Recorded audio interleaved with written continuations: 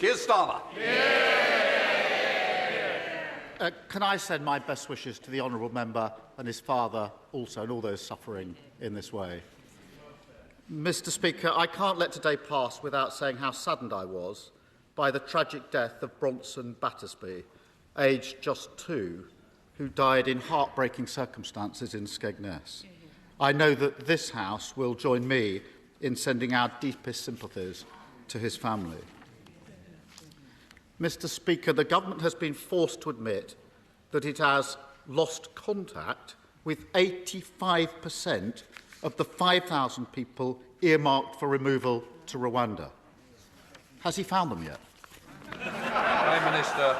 Mr. Speaker, what I can tell the honourable gentleman is that in spite of him blocking every single attempt that we have taken, we have managed now, because of our actions, to reduce the number of people coming here by over a third last year, remove over 20,000 people from this country back to their home countries, carried out 70% more illegal enforcement raids, arrested hundreds of people, closed down thousands of bank accounts, and processed over 100,000 cases, the biggest number in over 20 years, Mr. Speaker. That's because on this side of the House, we want to stop the boats, we have a plan, it's working, and with him we would just go back to square one. My first thought is, how do you actually lose 4,250 people? Then you remember that this is the government that scrapped HS2, but the costs are still rising by billions.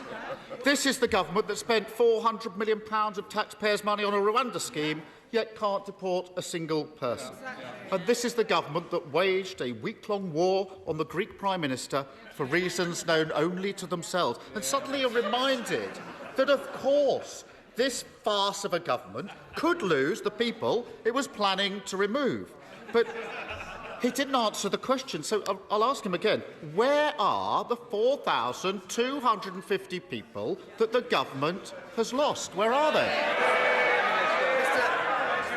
Mr. Speaker, as I said, we've actually identified and removed over 20,000 people from this country back to where they belong. But he asks these questions about the Rwanda scheme, Mr. Speaker. Now, it is important that we get this up and running because it's important, as the National Crime Agency say, that we have a working deterrence to resolve this issue. That's indeed how Australia solved this problem, and Albania has worked for us. But we know he asked these questions, Mr. Speaker, about the detail of these things, but we all know he doesn't actually care about solving this problem, and we know this because when the BBC asked him about the Rwanda plan, they quizzed him and they said, if the numbers crossing the channel on small boats decline, i.e. so it's working, would you still reverse it? The Labour leader said yes.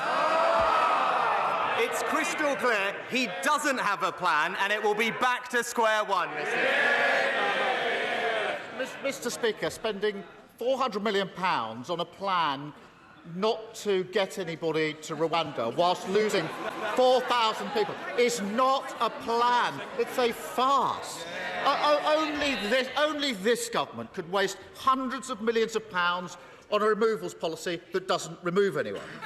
Only this government could claim that it's going to get flights off the ground, only to discover they couldn't find a plane. Only this government could sign a removal deal with Rwanda, only to end up taking people from Rwanda to here. But he still hasn't answered the question. So I'll try again. What progress has he made in locating the 4,250 people his government has apparently lost? He's dodged it 3 times. Where are they? Mr. Speaker, it's the same thing again and again. Here we are talking about what we are doing, but I'm happy to go over it, Mr. Speaker. What are we doing? We've increased the number of illegal enforcement raids by 70%, leading to thousands of arrests, using powers, Mr. Speaker, that he blocked in this House. We have closed down thousands of bank accounts of illegal workers, again, using powers that he blocked, Mr. Speaker. Order. Mr. Do you want that early cup of tea, or are you going to be a little bit more silent, Prime Minister? And, Mr. Speaker, as I said, we have worked through a record number of cases and returned a record number of people back to where they've come. All of that is a plan that is working, and we can see that it's working because the numbers of people coming to this country are down by over a third, Mr. Speaker. But again, it is a bit rich to hear him in here pretending that he cares about how we actually stop the boats when he's been crystal clear. He's been crystal clear and said that even if the plan is working to reduce the numbers, he would still scrap it, Mr. Speaker. It's because he has no values, no conviction and no plan, and it's back to square one. No. Yes, He hasn't got a clue where they are, has he? I can tell you one place they aren't, and that's Rwanda.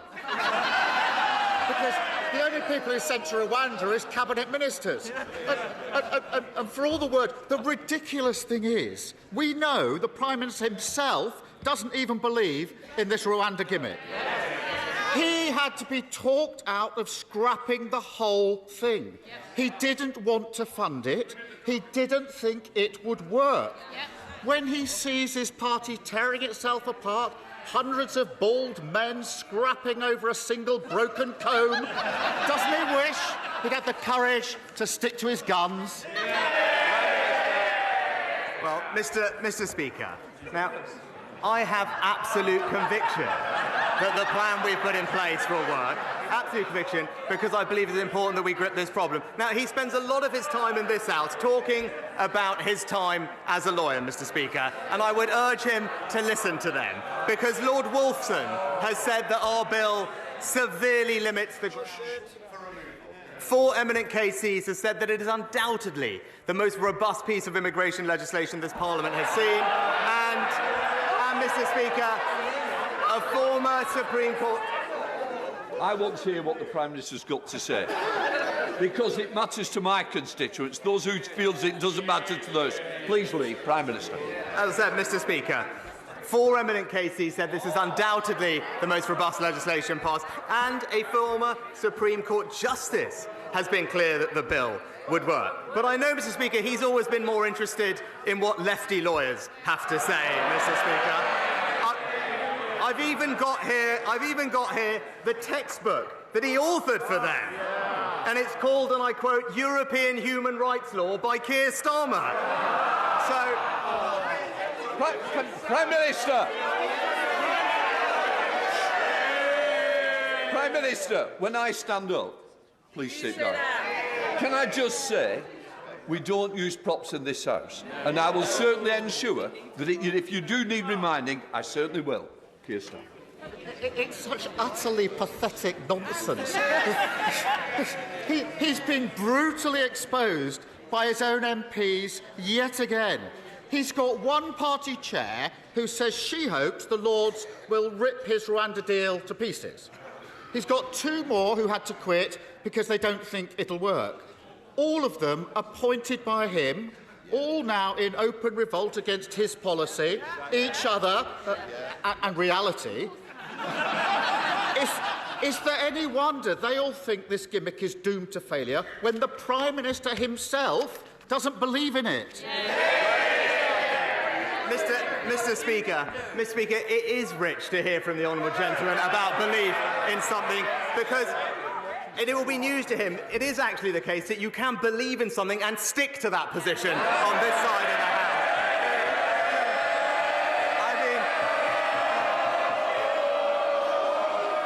I will say to this side. Oh, hello. Somebody's jumping in from over. Can I just say it's very important. It's an important day. People want to know what's going on. So I want my constituents, just like yours, to hear what the Prime Minister's got to say. Prime Minister. Just this week, Mr. Speaker, we had another example of the honourable gentleman doing one thing, saying another, because this week he backed the Home Secretary in banning the terrorist group Hizb ut-Tahrir, despite him personally using the European Court of Human Rights to try and stop them being banned. And don't take my word for it, Mr. Speaker. The extremists' own press release said, and I quote, "the Hizb ut-Tahrir legal team led by Keir Starmer." I know he doesn't like talking about them because they've been a client, but when I see a group chanting jihad on our streets, I ban them. He invoices them.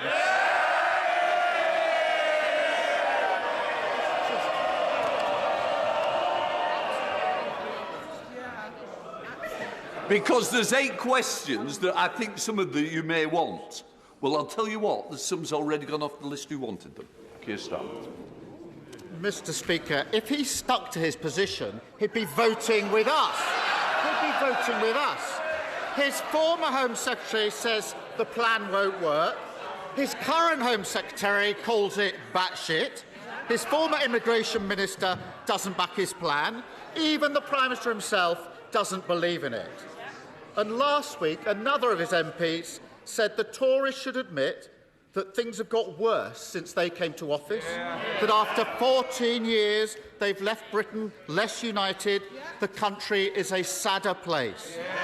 If the Prime Minister can't even persuade his own MPs that it's worth supporting him, if he himself doesn't even believe in his own policies, why on earth should anyone else think differently? Mr. Speaker, another week when it's crystal clear the honourable gentleman doesn't believe in anything and he doesn't have a plan. Now, while he talks the country down, let me update him on what's actually been happening in the past week. Inflation more than halved from 11% to 4%. Real wages rising. Real wages rising for the 5th month in a row. Last week, rates started falling and millions of people benefited from a tax cut worth £450. So while he takes us back to square one with a £28 billion tax grab, let's stick with a plan that's delivering a brighter future for Britain.